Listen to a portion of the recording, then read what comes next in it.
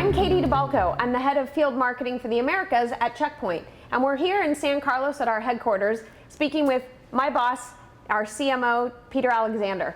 We're talking about the upcoming CPX 360 conference in January in Bangkok. So Peter, as we come up upon the conference, what are you most excited about hearing? Well, we'll be covering a really broad range of issues in cybersecurity, but I think three of the tracks that might be of particular interest.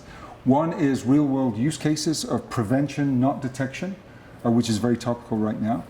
Secondly, also very topical, zero trust best practices workshops and how to adopt absolute zero trust technologies.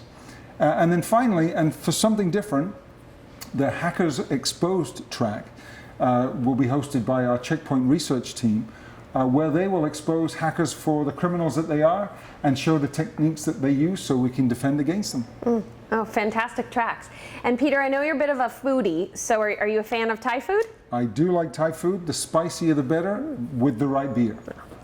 All right, well good. We look forward to seeing you in Bangkok in January.